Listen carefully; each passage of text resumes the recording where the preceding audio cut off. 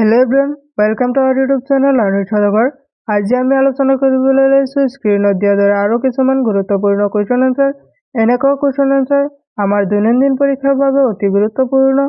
হে সকলোৱে এই ভিডিঅ'টো শেষলৈকে চাই থাকিবা আৰু ভিডিঅ'টোত থকা সকলো কোৱেশ্চনৰ এনসাৰসমূহ মোৰ আগতে দিবলৈ ট্ৰাই কৰিবা আৰু কিমানখিনি এনসাৰ শুদ্ধ কৰিব পাৰিছা ভিডিঅ'টোৰ শেষত কমেন্ট কৰি জনাই দিবলৈ নাপাহৰিবা। বলা ভিডিঅ'টো আৰম্ভ কৰো। আজি আমাৰ শিকিবলগীয়া প্ৰথম প্ৰশ্নটো হৈছে Which is the largest statue in the world? এই প্ৰশ্নটো খুজিছে পৃথিৱীৰ আটাইতকৈ ডাঙৰ মূৰ্তি কোনটো? তোমালোকক চাৰিটা অপচন দিয়া হৈছে। অপচনসমূহৰ ভিতৰত শুদ্ধ উত্তৰটো কি হ'ব? অপচনসমূহৰ ভিতৰত শুদ্ধ উত্তৰটো হ'ব option A statue of unity. পৃথিৱীৰ আটাইতকৈ ডাঙৰ মূৰ্তিটোৰ নাম হ'ল ষ্টেচু অফ ইউনিটি। আমি আহিছো পৰৱৰ্তী প্ৰশ্নটোলৈ। Which country was the first to use fingerprints? এই প্ৰশ্নটো সুধিছে কোনখন দেশত প্ৰথমে আঙুলিৰ ছাপ ব্যৱহাৰ কৰা হৈছিল? তোমালোকক চাৰিটা অপচন দিয়া হৈছে। অপচনসমূহৰ ভিতৰত শুদ্ধ উত্তৰটো কি হ'ব? অপচনসমূহৰ ভিতৰত শুদ্ধ উত্তৰটো হ'ব অপচন চি আৰ্জেণ্টিনা। আৰ্জেণ্টিনা দেশত প্ৰথমে আঙুলিৰ ছাপ ব্যৱহাৰ কৰা হৈছিল। আমি আহিছো পৰৱৰ্তী প্ৰশ্নটোলৈ। Which country's national anthem has only music and no words? এই প্ৰশ্নটো সুধিছে কোনখন দেশৰ ৰাষ্ট্ৰীয় সংগীতত কেৱল সংগীত আৰু শব্দ নাই? তোমালোকক চাৰিটা অপচন দিয়া হৈছে। অপচনসমূহৰ ভিতৰত শুদ্ধ উত্তৰটো কি হ'ব? অপচনসমূহৰ ভিতৰত শুদ্ধ উত্তৰটো হ'ব অপচন এ স্পেইন। স্পেইন দেশৰ ৰাষ্ট্ৰীয় সংগীতত কেৱল সংগীত আৰু শব্দ নাই। আমি আহিছো পৰৱৰ্তী প্ৰশ্নটোলৈ। Which country is known as Land of Lilies? এই প্ৰশ্নটো সুধিছে কোনখন দেশক শেষৰ দেশ বুলি জনা যায়? তোমালোকক চাৰিটা অপচন দিয়া হৈছে। অপচনসমূহৰ ভিতৰত শুদ্ধ উত্তৰটো কি হ'ব?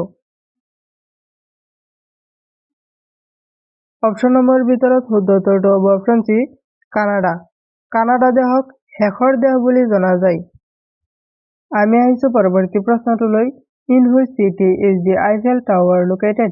এই প্ৰশ্নটো সুধিছে আইফেল টাৱাৰ কোনখন চহৰত অৱস্থিত? তোমালোকক চাৰিটা অপচন দিয়া হৈছে। অপচনসমূহৰ ভিতৰত শুদ্ধ উত্তৰটো কি হ'ব?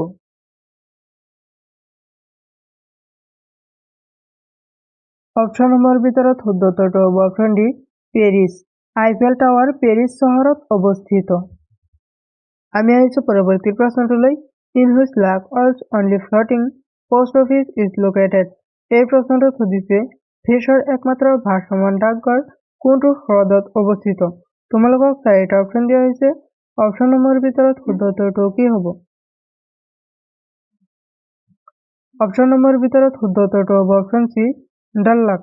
বিশ্বৰ একমাত্ৰ ভাসমান ডাকঘৰ ডাল্লাক হ্ৰদত অৱস্থিত। আমি আহিছো পৰৱৰ্তী প্ৰশ্নটোলৈ। What is the national animal of Australia? এই প্ৰশ্নটো সুধিছে অষ্ট্ৰেলিয়াৰ ৰাষ্ট্ৰীয় প্ৰাণী কি? তোমালোকক চাৰিটা অপচন দিয়া হৈছে। অপচনসমূহৰ ভিতৰত শুদ্ধ উত্তৰটো কি হ'ব? অপচনসমূহৰ ভিতৰত শুদ্ধ উত্তৰটো হ'ব অপচন এ কেংগাৰু। অষ্ট্ৰেলিয়াৰ ৰাষ্ট্ৰীয় প্ৰাণীৰ নাম হৈছে কেংগাৰু। আমি আহিছো পৰৱৰ্তী প্ৰশ্নটোলৈ। Banana is the national fruit of which country? এই প্ৰশ্নটো সুধিছে কল কোনখন দেশৰ ৰাষ্ট্ৰীয় ফল? তোমালোকক চাৰিটা অপচন দিয়া হৈছে। অপচনসমূহৰ ভিতৰত শুদ্ধ উত্তৰটো কি হ'ব? অপচনসমূহৰ ভিতৰত শুদ্ধ উত্তৰটো হ'ব অপচন বি কেম্বোডিয়া। কল কেম্বোডিয়া দেশৰ ৰাষ্ট্ৰীয় ফল। আমি আহিছো পৰৱৰ্তী প্ৰশ্নটোলৈ। The Great Sphinx of Giza is located in which country?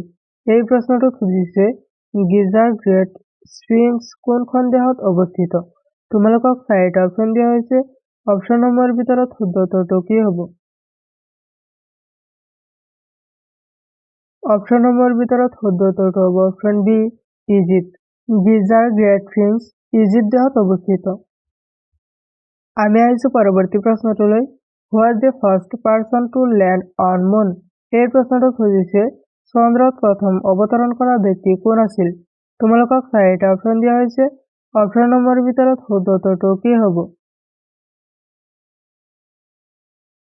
অপচনসমূহৰ ভিতৰত শুদ্ধ উত্তৰটো হ'ব অপচন ডি নীল আৰ্মষ্ট্ৰং। চন্দ্ৰত প্ৰথম অৱতৰণ কৰা ব্যক্তিজনৰ নাম হৈছে নীল আৰ্মষ্ট্ৰং।